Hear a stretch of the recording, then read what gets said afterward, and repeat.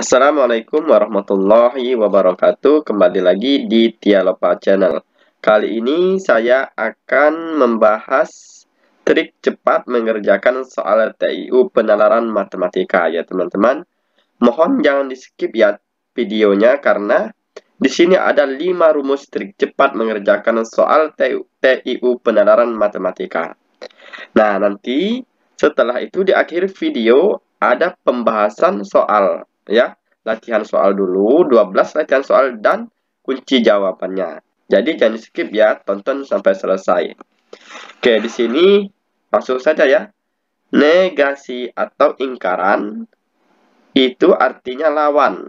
Nah, lambangnya seperti ini teman-teman. Garis lurus ada melengkung di tengah sedikit. Itu lambang dari ingkaran atau negasi. Jadi kalau ada di soal nanti kata-kata negasi atau ingkaran itu artinya lawan dari soal itu ya. Nah, ini nih rumusnya. Lawan dari semua itu negasi atau ingkarannya adalah sebagian, ada, dan berapa. Jadi kalau di soal ada kata-kata semua, terus perintahnya ada negasi atau ingkaran, itu berarti lawannya sebagian, ada, atau berapa. Dan sebaliknya teman-teman, jika di soal ada berapa, itu berarti lawannya semua. Jika ada di soal, itu ingkarannya atau lawannya semua. Dan jika ada sebagian di soal, itu negasi atau ingkarannya, dan lawannya itu semua. Bisa dipahami ya? Nah, supaya lebih paham, kita langsung ke contohnya. Contoh yang pertama. Ingkaran dari semua murid SD rajin belajar. Nah, berarti maksud nomor 1 ini lawan dari, ya. Lawan dari, nah, lawan dari semua, ini apa teman-teman? Sebagian. Ini bisa sebagian, bisa ada, bisa juga berapa. Berarti jawabannya sebagian siswa SD lawan dari rajin belajar berarti tidak rajin belajar ya teman-teman. Berarti jawabannya sebagian siswa SD tidak rajin belajar. Contoh satu lagi Kak, biar lebih paham. Oke, contoh yang kedua ya. Negasi dari, ingat negasi itu sama saja dengan ingkaran ya. Ingkaran atau negasi artinya lawan. Berarti lawan dari ada orang tidak suka olahraga voli adalah, nah jawabannya apa teman-teman? Ingat, lawan dari ada ya. Berarti semua lawannya ya. Nah, ada, berapa, atau sebagian ini sama saja di penalaran matematika. Dan lawannya ingat itu semua. Nah, di soal ini ada orang, berarti semua orang suka olahraga voli. Kok bisa suka, Kak? Iya, karena di soal tidak suka. Nah, lawan dari tidak suka berarti suka. Jadi, jawabannya semua orang suka voli olahraga. Bisa dipahami ya? Contoh yang nomor 2. Sekali lagi, Kak, biar lebih paham. Oke. Contoh nomor 3. Nah, ini kurang lengkap ya. Ini ingkaran atau negasi dari sebagian orang suka makan nasi. Nah, setara dengan, maksudnya ini lawan dari sebagian orang suka makan nasi. Ingat, kalau sebagian lawannya apa teman-teman? Ya, semua ya. Semua orang tidak suka makan nasi. Ini seharusnya semua ya teman-teman, bukan sebagian.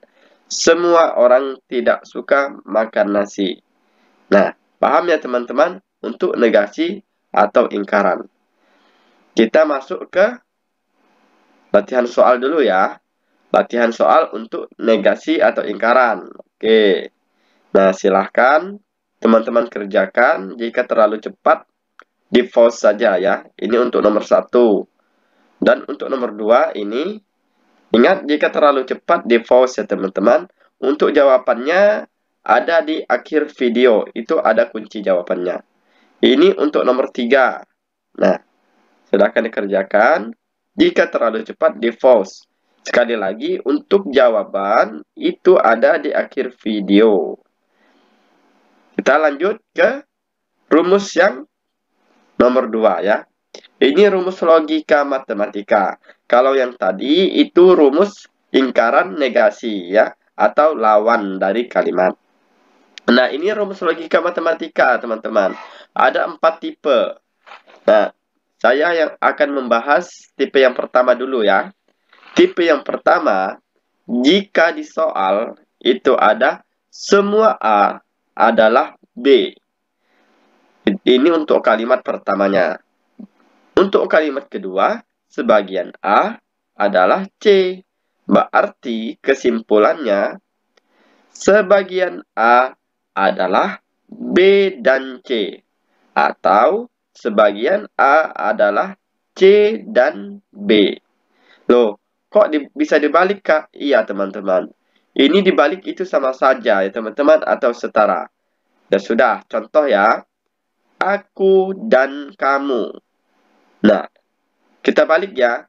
Kamu dan aku. Kira-kira sama tidak artinya, teman-teman? Sama, kan? Contoh lagi. Pisang dan apel. Kita balik ya. Apel dan pisang. Itu sama kan artinya? Nah, berarti jika B dan C, C dan B, itu dibalik itu setara, teman-teman. Sama artinya. Ya, beri contoh aja, Kak, biar lebih paham. Oke, tak berikan contoh ya. Nih, contohnya. Semua orang menyukai matematika. Sebagian orang menyukai kimia. Maka kesimpulannya apa, teman-teman? Kita pakai rumusnya ya. Di sini kesimpulannya sebagian. Oke, kita pakai sebagian A. Sebagian orang menyukai matematika dan kimia. Loh, kok bisa, Kak? Iya. Kita pakai gambar lah biar lebih paham. Ya. Nih. Ini semua orang ini. Semua orang matematika ini. Menyukai matematika. Terus ada lagi sebagian orangnya. Nah, sebagian orang menyukai kimia. Berarti orang yang menyukai matematika ini ada lagi sebagiannya yang menyukai kimia. Kesimpulannya apa, teman-teman? Sebagian yang matematika ini menyukai matematika dan menyukai kimia ya, teman-teman. Pakai dan. Paham ya, teman-teman, untuk rumus yang tipe pertama. Kita masuk ke rumus yang tipe kedua. Nah, ini soalnya sama, teman-teman, yang tipe kedua. Tapi jawabannya beda kesimpulannya. Semua. Loh, kok bisa, Kak? Iya, bisa. Nanti saya akan jelaskan di contoh soal, supaya lebih jelas. Nah, tipe kedua ini kita pakai jika di pilihan ganda atau di jawaban soal nanti itu tidak ada tipe yang pertama. Kita pakai saja tipe yang kedua. Gimana, Kak? Seperti ini. Jika di soal ada semua A adalah B, sebagian A adalah C. Berarti kesimpulannya semua A yang suka C juga suka B. Ya. Nah, ini kesimpulannya. Coba kita langsung ke contoh ya, supaya lebih paham. Ini contohnya. Semua orang menyukai matematika. Sebagian orang, kok ini perang ya? Ini orang ya, teman-teman. Sebagian orang menyukai kimia. Maka kesimpulannya kita pakai rumusnya, teman-teman. Semua orang yang, ini ada yang ya, yang menyukai kimia juga menyukai matematika. Loh, kok bisa, Kak? Ya bisa, kita buktikan dengan gambar ya. Coba. Nih, semua orang, ntar. Nih, semua orang yang menyukai kimia ini, ya, juga menyukai matematika ya, teman-teman. Seperti itu. Paham ya, teman-teman? Ini kan, sebagian matematika ini kan menyukai kimia. Ya. Nah, ini semua yang menyukai kimia ini pasti juga menyukai matematika. Kenapa? Karena seperti ini, teman-teman. Semua orang yang menyukai matematika di dunia, Berarti semuanya ini menyukai matematika. Ada juga sebagian yang menyukai kimia, teman-teman. Jadi, kesimpulannya, semua orang yang menyukai kimia juga menyukai matematika. Ya, teman-teman, seperti itu. Bisa dipahami ya, teman-teman? Harusnya bisa ya. Jadi, kalau di soal nanti, yang tipe pertama tidak ada di jawaban atau di pilihan ganda, teman-teman bisa pakai tipe yang kedua. Biasanya, para pembuat soal itu banyak mengecoh dengan pakai jawaban tipe yang kedua. Makanya harus teman-teman hafal semua ya, untuk rumus tipe pertama, kedua. Nah, ini selanjutnya kita masuk ke rumus tipe yang ketiga. Jika di soal semua A adalah B, sebagian A adalah C, maka kesimpulannya sebagian B adalah C. Berarti A-nya dicoret ya teman-teman. Nah, A-nya dicoret. Coba sekarang kita masuk ke contoh saja ya, supaya lebih paham.